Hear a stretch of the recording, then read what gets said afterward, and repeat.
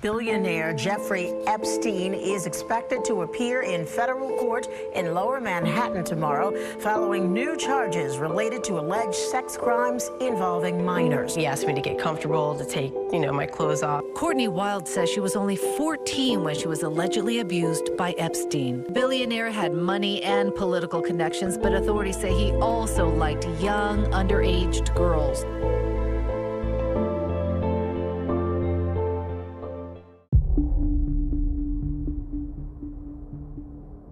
ඔයාට ජීවිතේ ඕනම දෙයක් කරන්න පුළුවන් කියලා හිතාගන්න. ඕනම දෙයක් කන්න, ඕනම රටකට යන්න, ඕනම මිනිස්සෙක්ට උදව් කරන්න ඔයාට පුළුවන්. ඒත් ඔයාට මේ තියෙන වරමෙන් ඔයා කරන්න අරක දෙයක් නම් මිනිස්සුන්ට ඔයාව කොච්චර කාලයකට මතක තියෙයිද? මිනිස්සු ඔයාට දෙවියෙක් වගේ සලකයිද? නැත්තම් ඔයාට කෙලවෙනකන් ඉඳලා ඔයාගෙන් උදව් ගත්ත ඒ මිනිස්සු ඔයාව පාවල දෙයිද? මේ ජෙෆ්රි එප්ස්ටීන්ගේ කතාව.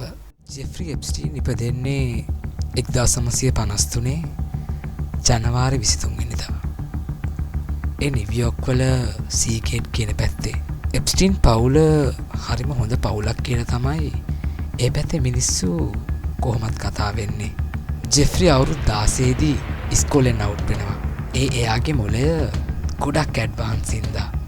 ඔහු නිව්යෝක් යුනිවර්සිටි එකේ කූපර් යූනියන් සහ කරන්ට් ඉන්ස්ටිටියුට් ඔෆ් මැතමැටිකල් සයන්සස් කියන තැන්වල ගණන් හදාරනවා.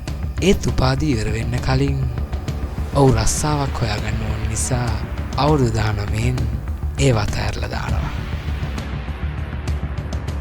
මෑන්හැටන් වල තියෙන ඩෝල්ටන් කියන පාසලේ ගණන් ගුරුවරයෙක් හැටියට එප්ස්ටීන් හරි ආසාවෙන් වැඩ කරනවා. ඒ ඔහුගේ ටීචිං ස්ටයිල් එකට ළමයි සහ අනිත් ගුරුවරුන් ගොඩක් ලැති වෙන හින්දා ඔහු ඒ ළමයින්ට යාළුවන්ට වගේ සැලකුවයි කියලායි කියන්නේ. ඒත් හැම හොඳ දෙයකම නරකක් තියෙනවා කියන එක පෙවුනේ ඔහු වයසින් බාල ගැහැණු ළමයි එක්ක අමුතු විදියට හැසිරෙනවා ගොඩක් කට්ටිය දැක්ක හින්දා. 1976 දී ජෙෆ්රි එප්ස්ටීන්ව ඩෝල්ටන් පාසලෙන් අයින් කරනවා. ඒ ඔහුගේ පර්ෆෝමන්ස් ගොඩක් අවුල් කියලා. ඒ එක්කම ඔහුට ඇලන් ග්‍රීන්බර්ග්ව හම්බ වෙනවා. ඇලන් ග්‍රීන්බර්ග් කියලා කියන්නේ බෙයාර් ස්ටර්න්ස් කියන ෆයිනෑන්ස් කම්පැනි එකේ CEO. ඔහු එප්ස්ටීන්ට ජූනියර් ඇකවුන්ටන්ට් කියන ජොබ් එක බාර දෙනවා. මේක තමයි ජෙෆ්රි එප්ස්ටීන්ගේ දුරාචාරයෙන් පිරිච්ච ජීවිතේ පටන් ගැන්ම. 1976 ඉඳන් 1981 වෙනකම් ජෙෆ්රි එප්ස්ටීන් හරි ආසාවෙන් බෙයාර් ස්ටර්න්ස් කම්පැනි එකේ වැඩ කරනවා. මේ අවුරුදු 5 තුල ජෙෆ්රි එප්ස්ටීන් ගොඩක් සල්ලි හම්බ කරනවා විතරක් නෙමෙයි. එප්ස්ටීන් ඒ සල්ලි එකතු කරලා 1981 දී ඉන්ටර්කොන්ටිනෙන්ටල් ඇසෙට්ස් ගෲප් කියන කම්පැනි එක රෙජිස්ටර් කරනවා. ඔහු ඒ කම්පැනි එක දාන්නේ ඔහුගේ සල්ලි වලින් උනාට ඒ සල්ලි ඔක්කොම ජෙෆ්රි හොරකම් කරලා රටවල ඉතුරු කරපු සල්ලි. මේ සල්ලි හොරකමේදී ජෙෆ්රි එප්ස්ටීන් ගොඩක් බලවත් රාජ්‍ය නායකයින් එක්කත් හැමදාම වගේ කතා කරලා තියෙනවා. ගොඩක් නායකයෝ ජෙෆ්රි එප්ස්ටීන්ට මාරයට කෝල් කරලා තියෙනවා. දැන් නම් ජෙෆ්රි එප්ස්ටීන් බලවත් චරිතයක් වෙලා ඉවරයි. 2005 දී අවුරුදු 14ක් වන ළමයෙක්ව ජෙෆ්රි යාගේ මිලියන ගාණක් වටින පාම් බීච් නිවසට අරන් යනවා. ඇයට ඩොලර් 300ක් දීලා. මේ සල්ලි දීලා තියෙන්නේ ඒ පොඩි කෙල්ලට කියලා ඔහුව මසාජ් කරගන්න.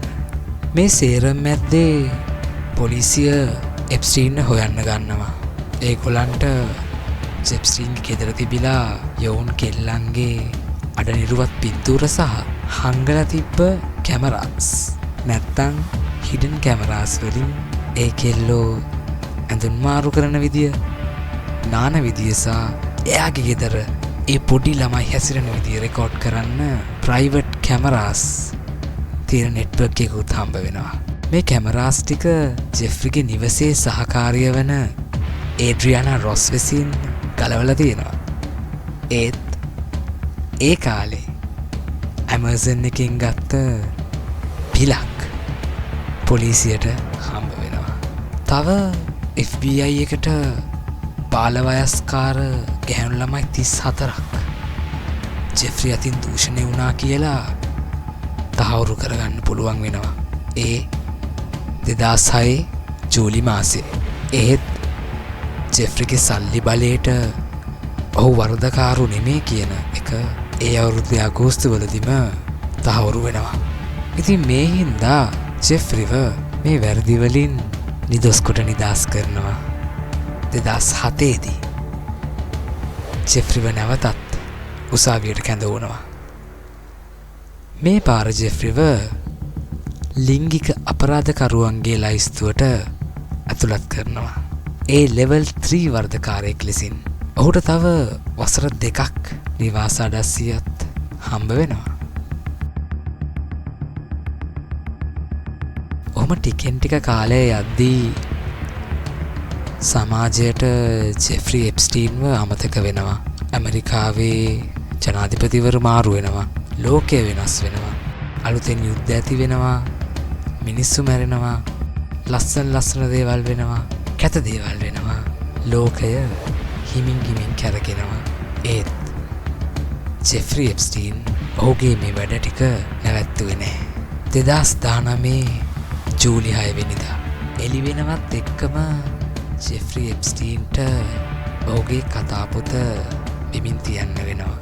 ඒ FBI සහ නිව්යෝක් පොලිස් ඩිපාර්ට්මන්ට් එක එකතු වෙලා කරපු ලස්සනම මිෂන් එක හින්දා එප්ස්ටීන් පාන්දර 2ට විතර ටීටබරෝ ජාත්‍යන්තර ගුවන්තොටුපොළෙන් වහිනවා. මෙතන තමයි ජෙෆ්රි එප්ස්ටීන් කියන්නේ කවුද කියලා මුළු ලෝකෙම දැනගත්තේ. 2019 ජූලි 8 වෙනිදා ජෙෆ්රි එප්ස්ටීන්ට බාලවයස්කාර ලිංගික අපචාර යටතේ චෝදනා එල්ල වෙනවා.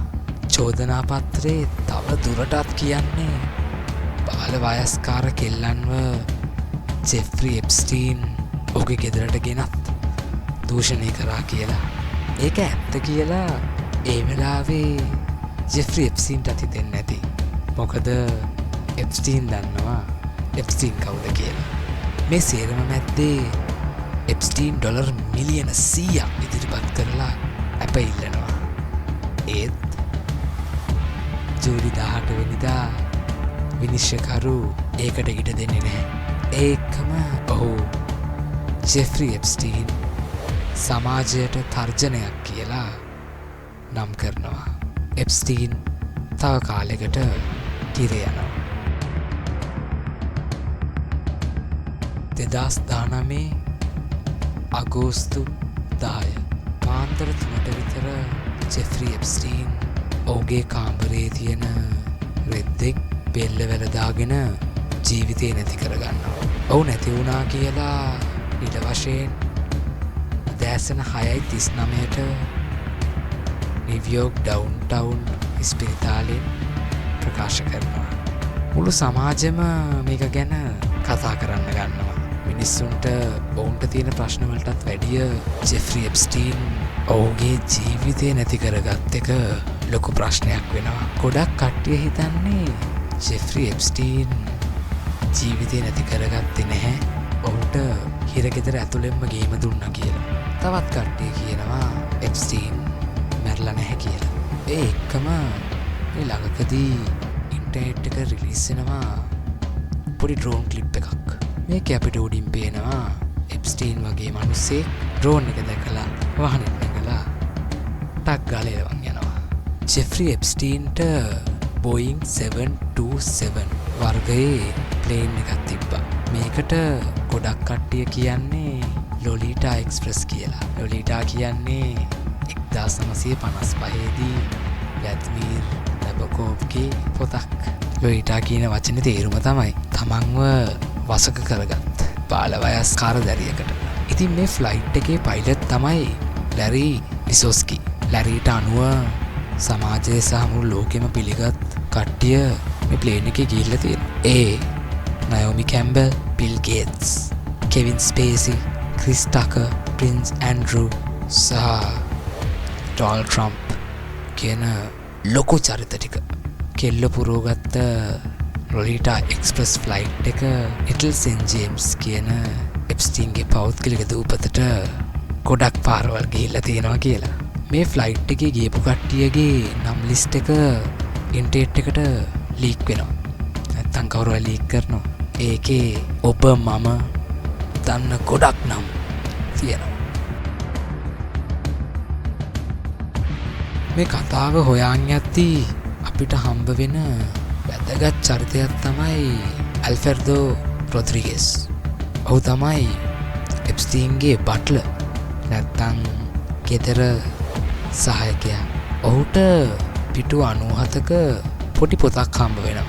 මේ එප්ස්ටීන් හිරේ කියන් පස්සේ මේ පොත ඔහු $50,000කට විකුණන්නේදී පොලිසිය හොයා ගන්නවා. මේ පොඩි පොතේ නම් 1751ක් තියෙනවා. සහ ෆෝන් නම්බර්ස් 5000ක් තියෙනවා. ඒ සේරමල්ලා එප්ස්ටීන් එක ජරා වැඩ කරපු සහ නොකරපු කට්ටියගේ නම්බර.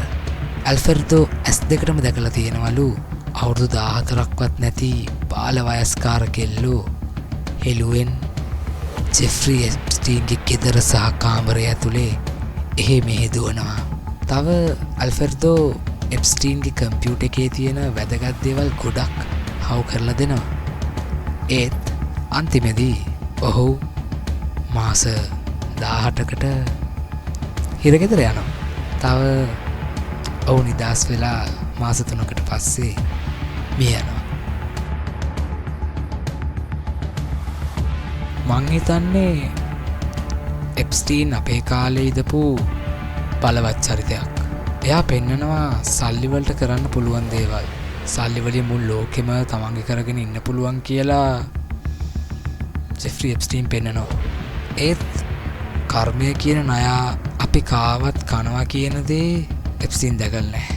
ළමයි 600ක් විතර කෙලසලා රැට පීස කාලා නිදාගන්න ගියපු එප්ස්ටීන්ට නිින්ද යනවද කියන්න මම හරියට දන්නේ නැහැ. ඒත් මට හිතෙන්නේ අදටත් ජෙෆ්රි එප්ස්ටීන් ජීවිතුන් අතර කියලා.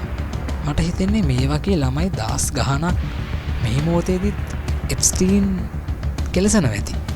ජෙෆ්රි එප්ස්ටීන් කියන්නේ පිස්සෙක්. අපේ පොප් කල්චර් එක සහ සමාජයේ කිසිම දෙයක් කරගන්න බැරුව ඒත් සල්ලි තියෙන නඩුනිලියන්ව අපි බලවත් චරිත කියලා හිතාගෙන ඉන්න මිනිස්සුන්ව නටවපු පිස්සෙක්. ජෙෆ්රි එප්ස්ටීන් එක පාටි කරපු ඒ වැඩ කරපු මිනිස්සුත් පිස්සෝ.